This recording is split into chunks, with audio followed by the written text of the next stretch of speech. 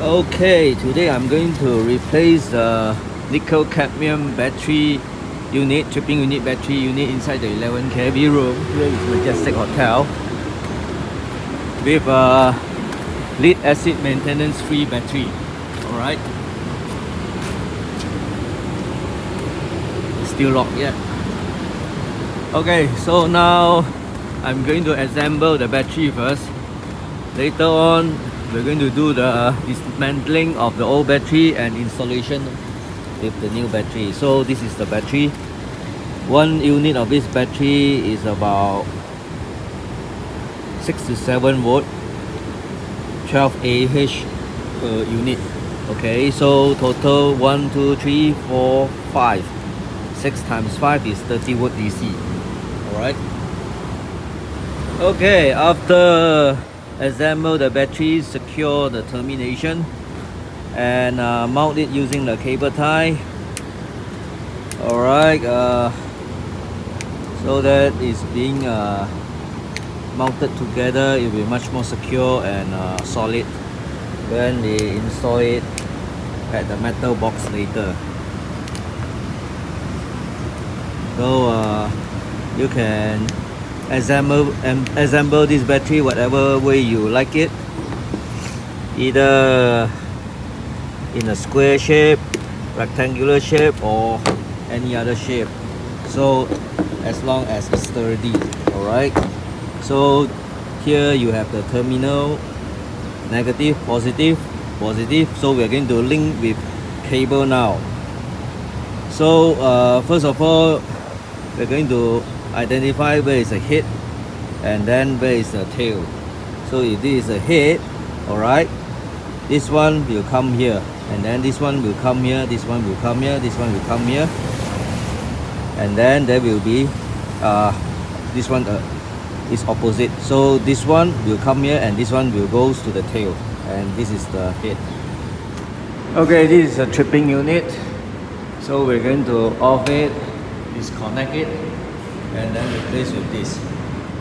Alright, first of all, off the charger.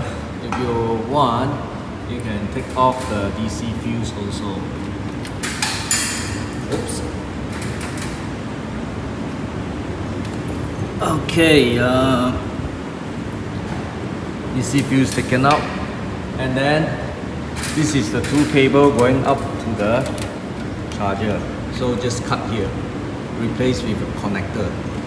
Okay, so do know that this is positive and this is negative. Alright, and then the faulty battery already disconnected. This is due to the faulty termination, so need to replace the whole battery.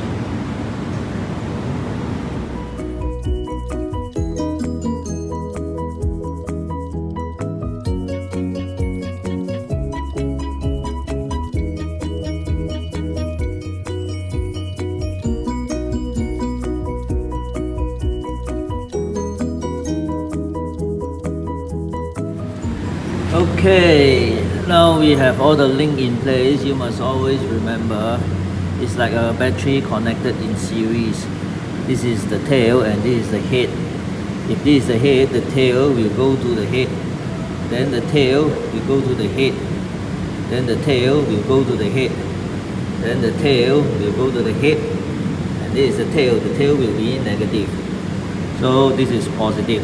Alright, it have to be the plus connected to minus, and then the plus connected to minus, and then the plus connected to minus, so that it should be connected in series, not in parallel. So later on we're going to put a cable lug here, and extend a little bit of cable length and join back to the original charger.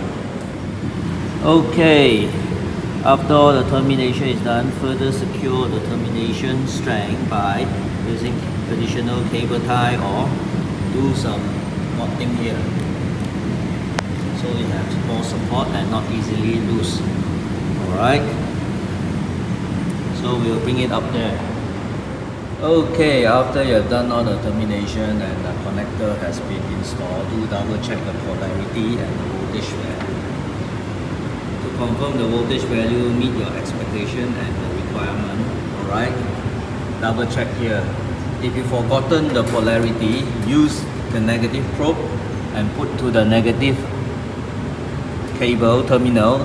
If you get this reading, that means your polarity is correct. Alright.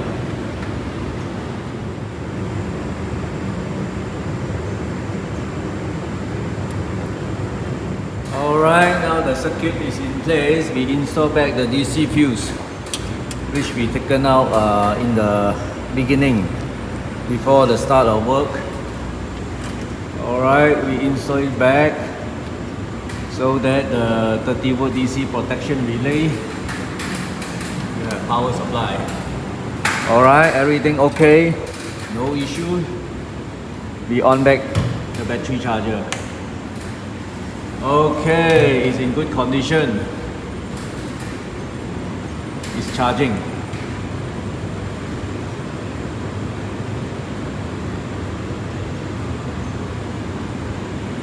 Okay. Alright, you may fine tune the charging amp by adjusting the variable resistance here at the charger. Alright. Just don't put too low.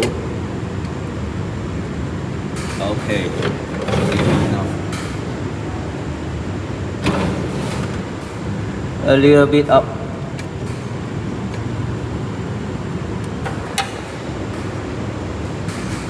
A little bit up.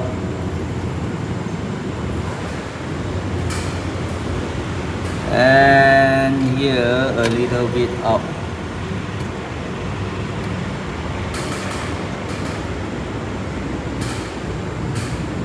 Further up.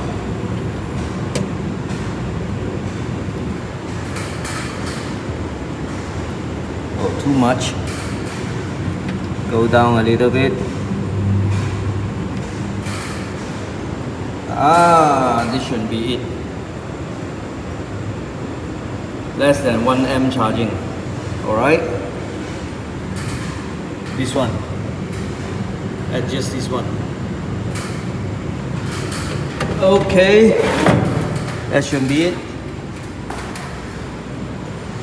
By replacing the nickel cadmium battery with the lead acid maintenance free dry cell, this is 10 Ah and I'm installing 12 Ah per cell.